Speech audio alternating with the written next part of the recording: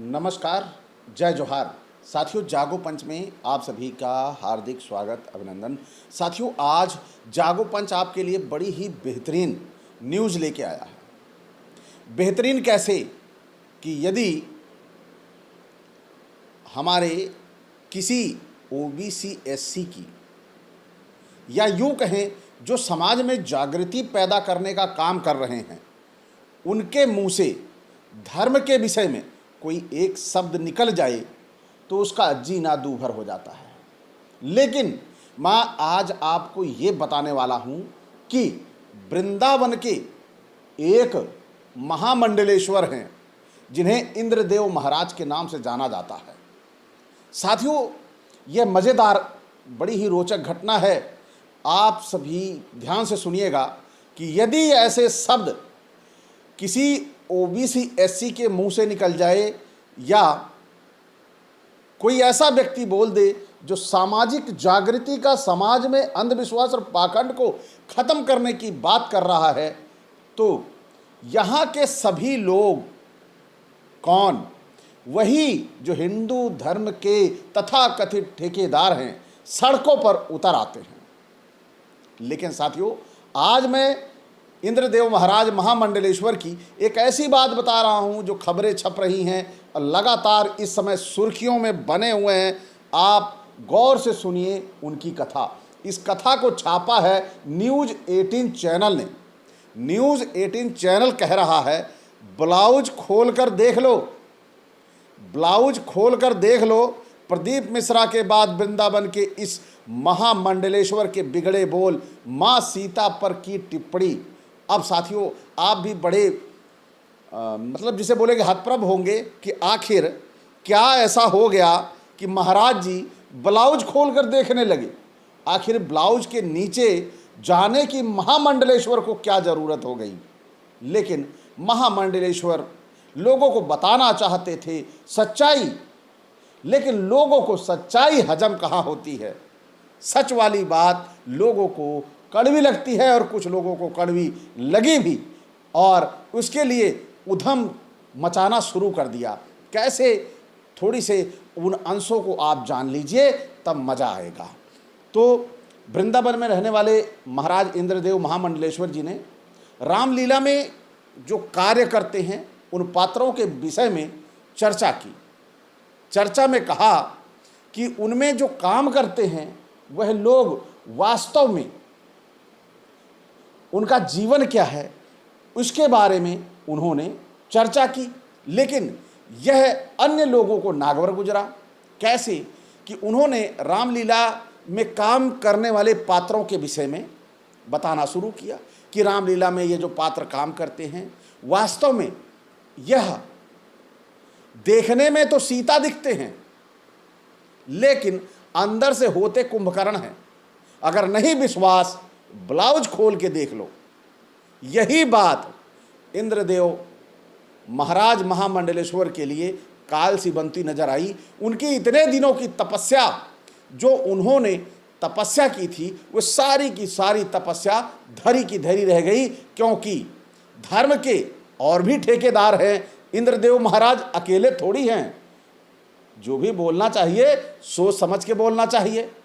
लेकिन महाराज तो ब्लाउज के अंदर पहुंच गए।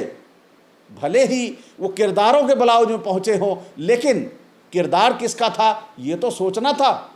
लेकिन महामंडलेश्वर भावनाओं में बह गए। वे लोगों को बताना चाहते थे कि उन्होंने बचपन में देखा था कि जो सीता बनते थे, पीछे टेंट के पीछे जाकर एक क्वार्टर मारते थे, पीते थे, और उसके बाद फिर वो ब्लाउज पहन के, सारे कपड़े पहन के मंच पे आकर रोल करते थे। ये जो बता रहे थे महामंडलेश्वर, इसमें कोई दो राय नहीं, ये सच है। लेकिन महामंडलेश्वर जी ने देखा नहीं कि ये किरदार किसका है। अगर वही किरदार किसी हीरो हीरोइन का होता या किसी अन्य पात्र का होता, सामाजिक कार्यकर्ताओं के पात्र का होता, तो ये समाज चिल्ल पौना करता। लेकिन महाराज जी को ये नहीं पता था, ये भूल गए थे कि जिनको वो माता सीता कहते हैं, उनके ब्लाउज के अंदर भी वो पहुंच गए। इससे लोगों की भावनाओं को बड़ा ठेस पहुंचा, लोगों की भावनाओं जैसे हम यूँ बोल सकते हैं कि जो भावनाएं जुड़ी हुई हैं आस्था और अंधविश्वास और पाखंडों के साथ, वह बिल्कुल द्रवित हो गई और इनके ऊपर प्रहार आने शुरू हो गए। कई संगठन इनके पीछे पड़ गए कि आखिर महाराज जी आपने ब्लाउज कैसे खोला, ब्लाउज की बात कैसे की, क्योंकि वह माता सीता थी। क्योंकि माता सीता पर सवाल करने का मतलब है कि आप सीधा सीधा अपने ही धर्म पर सवाल कर रहे हैं। इसी तरह आप सभी को पता होगा, अभी पीछे शिव पुराण के जो कथावाचक हैं प्रदीप मिश्रा जी, उन्होंने बवाल मचा रखा था राधा के नाम को लेकर। उसी तरह अब दूसरे बाबा हमारे ये महामंडलेश्वर, इन्होंने बवाल मचा रखा है कि ब्लाउज के पीछे देखो। लेकिन ज़्यादा जब शोर शराबा उठता है तो समझदार बाबा ने तुरंत आके माफ़ी मांग ली कि मेरी भावनाएं ऐसी रही थी कि मैं ये कहना चाहता था, मेरी भावनाएं साफ थी, मैं तो केवल बचपन में जो मैंने देखा था उसके बारे में लोगों को बताने का प्रयास किया कि ऐसा होता था। मेरा यह मकसद नहीं था कि मैं वास्तव में सीता के ब्लाउज के पीछे की बात करता या उसे खोलने की बात करता। तो साथियों, आप सभी ये जानते होंगे कि हमारे समाज में हिंदू धर्म बड़ी ही विडंबनाओं, बड़ी ही अंधविश्वास, पाखंडों और कुरीतियों से घिरा हुआ है। और इस धर्म में सबसे ज़्यादा विषमताएं भी पाई जाती हैं और धर्म के नाम को लेकर आए दिन कोई ना कोई कुछ बोलता रहता है। जिसकी जो इच्छा होती है वह धर्म को आड़े हाथों ले लेता है। पुराणों की बात करें, पुराणों ने, आप सभी हमारा पीछा वीडियो देखे होंगे, उसमें लिखा गया है कि जो मूर्ति पूजक हैं, जो मूर्ति को मानते हैं, मिट्टी की मूर्ति को, पत्थर की मूर्ति को या किसी भी प्रकार की मूर्ति को जो पूजते हैं, मानते हैं, वह गधे हैं, यानी पशु समान हैं। तो अब जिसका दिल जो आएगा वह लिखता जाएगा, वह बोलता जाएगा, वह करता जाएगा और यह हमारा हिंदू समाज ढोता जाएगा। कैसे? आप सभी हमारे कई वीडियो देख चुके होंगे। मैं केवल मैं उन बातों को लेकर वीडियो बनाता हूं कि जैसे हमारे समाज में जो गंदगियां हैं इनको साफ कर देनी चाहिए। जैसे भागवत पुराण में लिखा गया है कि जो मूर्ति पूजा मानता है, करता है, वह जो पशु है, गधा, उसके समान है। तो जब आज हमारे समाज में हर गली चौराहे नुक्कड़ पे मंदिर खड़ा हुआ है, उसके अंदर मूर्ति रखी हुई है, तो भागवत पुराण की प्रासंगिकता क्या है? भागवत पुराण हमारे समाज में क्यों है? भागवत पुराण को हटा देना चाहिए। अब वो हमारे काबिल नहीं रहा। हम मूर्तियों पर भरोसा कर बैठे, डिपेंड हो गए, हमने पुराणों की बात ही नहीं मानी। और फिर यहीं और कोई साक्ष्य देना होता है, जब किसी बात को तथ्य देना होता है कि नहीं यह कहाँ लिखा है, किसने कहा, तो झट से उठाएंगे यह पुराणों में लिखा है। लेकिन यहाँ पर बात चल रही थी महामंडलेश्वर इंद्रदेव महाराज की।